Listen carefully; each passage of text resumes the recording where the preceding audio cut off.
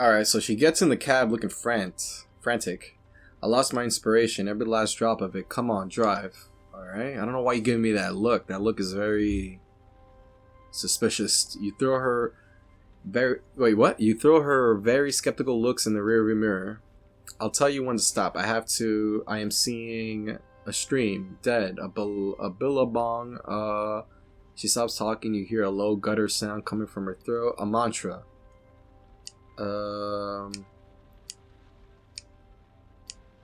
I'll play along. A billabong? Billabong. I must find a billabong. Do you have an address for me? An address? How terribly conventional. It takes a minute to focus. Does time ask the sea to slow down its waves? Oh great, really? I'm not gonna play this game. She inhales, closes her eyes and focuses. Her voice drops, becomes more intense. A billabong. A dead river. A dead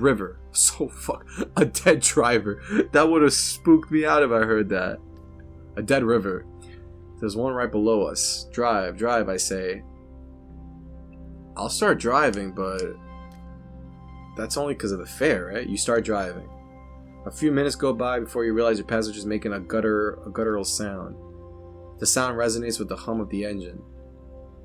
Once in a while she changes notes, modulating and playing with the harmonics. Suddenly she shouts, "Turn left." Then abruptly, as if she were following a path she alone could see, go down the boulevard. You drive for a few minutes aimlessly. In back, your passenger is still singing. The meter is running, the kind of ride that puts you out of sorts. Who knows when it will end. Your passenger squeals, "Stop right here, not a bit further." Oh my god, that look.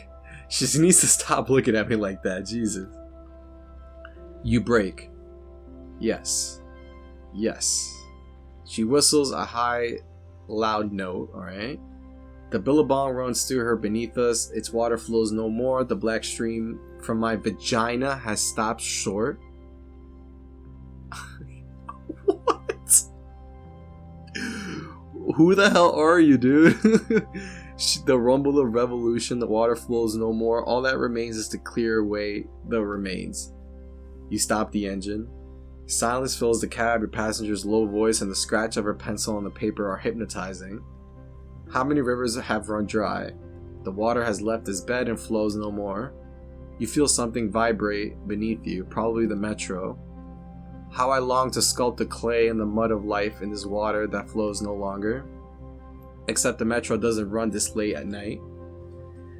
I plunge my cows in this water that flows no longer. I am calmed and refreshed by its coolness. Alright? She squeals so loudly it makes you jump. She then returns to a simpler, more natural tone. Thank you. This poem has been years in the making. I was only missing a few lines until tonight. I sensed the billabong I needed while walking down the street like a charon. A muse. She opens her eyes. You. When you're driving alone at night like this, what moves you the most? All the people who don't sleep. Yes, it's amazing. The sun goes down and the night walkers come out. What an idea. She scribbles a few words in the air. I turn a few steps back. Above the water that flows no longer, the air continues to pulsate. She calms down. Your voice shares a resonance with a ficalisite. I don't know what that meant. You don't know how to respond. Yes, that's it. With that word. A second later, she has left the cab. Unel atelier. You have discovered 2% of the Pacific's base game. All right. A second later, she has left the cab. Okay, why am I getting all these pop-ups? I want to read, please. Alright, I knew I would find my inspiration on the path to the billabong. She freezes. Your color is marble of Philisite. Okay, never forget this. She says nothing more, passes you her fare through the window and walks away with purpose. You sigh and drive away. Oh nice, she gave me $1.64 tip, not bad. It was a short drive, it wasn't really that long, it took like only 5 minutes. The door suddenly opens and a woman gets in the back seat. Excuse me? Having a good night?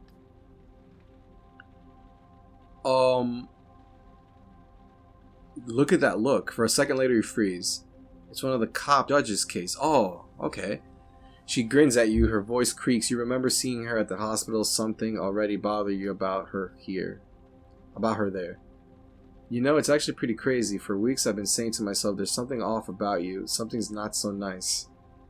I dug around, molded over, bugged all over my fellow cops about it because I was sure you lied to us.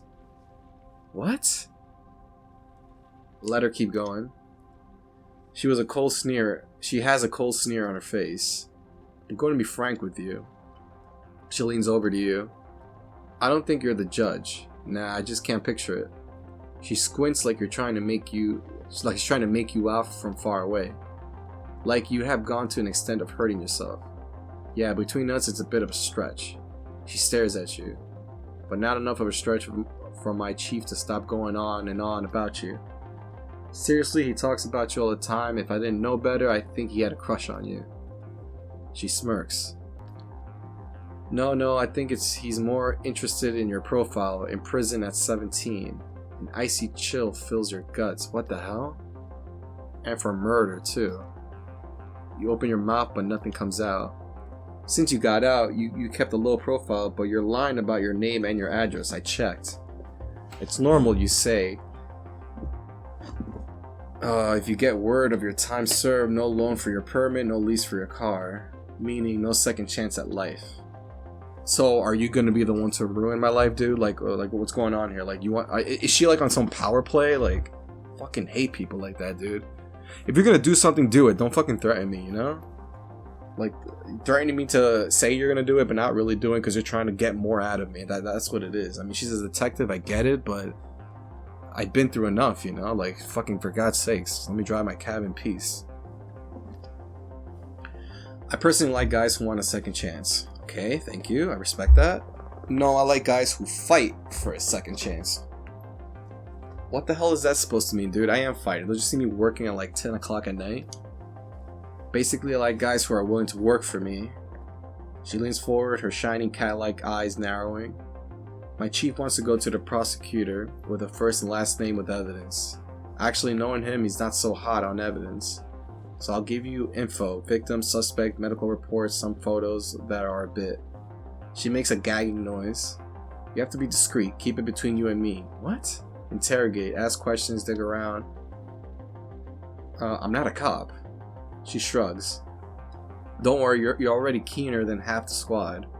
And don't forget, I'm not asking you to make an arrest and deliver the killer wrapped up with a bow in front of the station, okay? You're no Batman, you're just here to get me information. She rummages around in her pockets for what seemed like forever. Here, take my card. I'll call you in 3-4 days just to check in. We'll chat.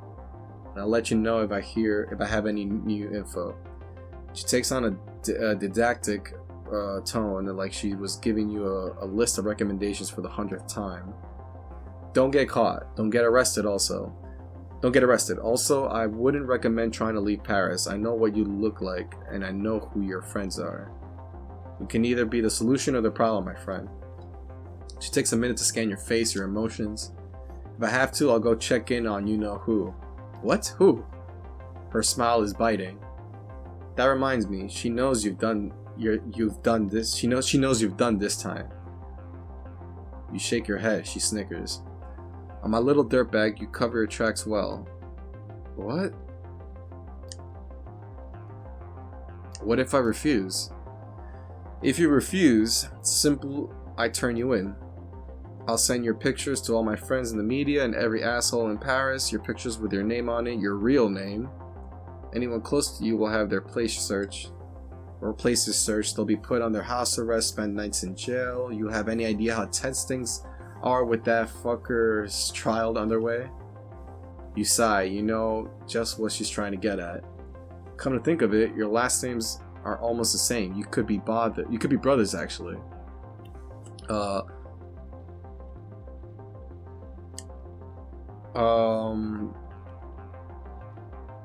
I'm nothing like that son of a bitch. She smiles. Let me tell you, With that face of yours and your handle, they'll welcome you with open arms. You have no right. I know we have no right. She takes on a serious tone, businesslike. I want to catch this killer personally. I want to drag him to court, ruin his fucking life with a bang. Can't botch this case, you got me? And neither can you, right? Obviously. Well, great then. We see eye to eye. So you can just say you're my informant, my CL. He ripped open your guts and saw your own insides. You were in a coma. Yeah, you have plenty of reasons to want to get back at him. She furrows her brow. Yeah, I think you're actually going to do what I tell you to do. You investigate, ask questions, listen to all the rumors, and you come up with a list of suspects, alright? She lays her hand on the door handles and freezes. Alright, and don't get fired. Without this cab, you're worth nothing to me. You glare at her.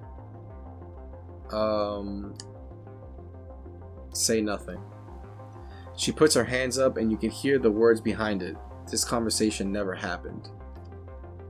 I'll make sure you get more intel tomorrow. I'll find a way. Until then, not a word to anyone, obviously. Not a word. Door opens, squeaks, and slams shut. Fucking You sit alone for a while, teeth clenched, dry-eyed, ears buzzing. Yeah, that's some crazy shit to have an officer fucking do that to you. Like, what the hell, dude? Shit. On the backseat, the cop left a pile of papers. Shit. Key in the ignition, motor running.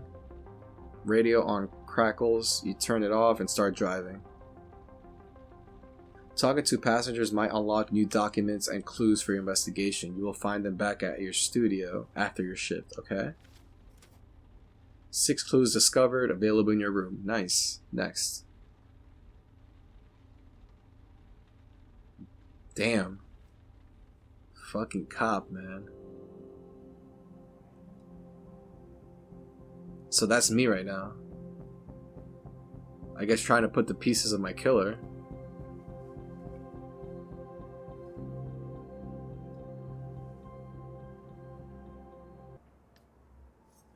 You take a second to enjoy the silence of your studio apartment. Outside, the city is slowly waking up.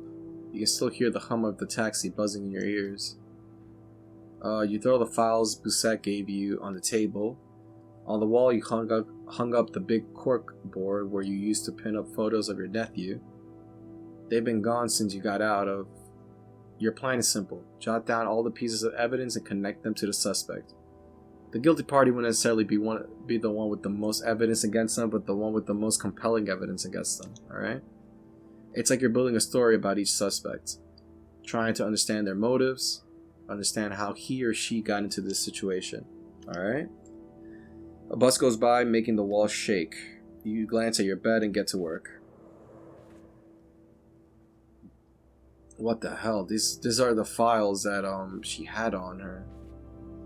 Autopsy were 2 given by Busette. Alright, let's investigate.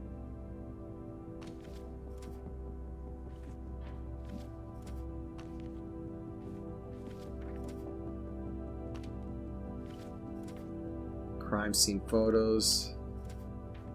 Picture of the crime scene. And picture of crime scene 3.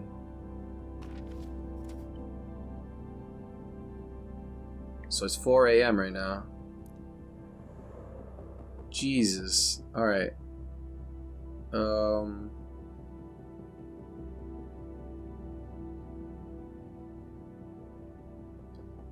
Wow, so these are all the people that can pick up, and basically they could be linked into the freaking the crime. Oh damn. Alright. Responsible for Victoria's trial. Message on crime scene 2. You deserve this. Homeless man with an unknown background briefly worked for Charles. Got health issues after a scandal. Weapon. Rare gun used in the 70s. Killer's height. This is a retired cop. Killer's height. No.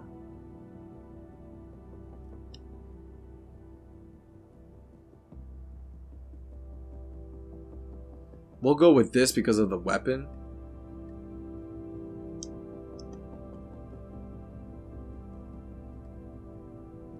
Alright, we'll follow all these for now, but yeah, let's end the night. Well, Paul, Mary, Fragonard. We'll go by that guy.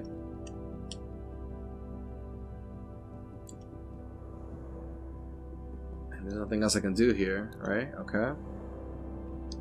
So yeah, so we'll just end the night.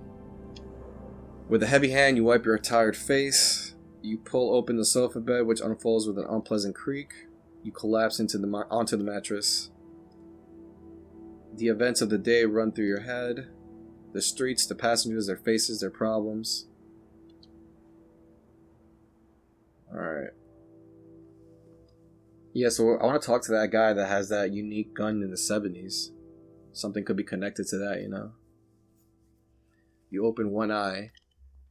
Your attention turns to shouting upstairs, a door slamming, typical. You get up quickly, and a few minutes later you're outside of your studio. Alright, night 2. Nice, night 2 is 10 o'clock. And we're back here, and these are the, wow, okay. You can refuel. Oh wow, this is awesome. Alright, so the true game begins now. Awesome.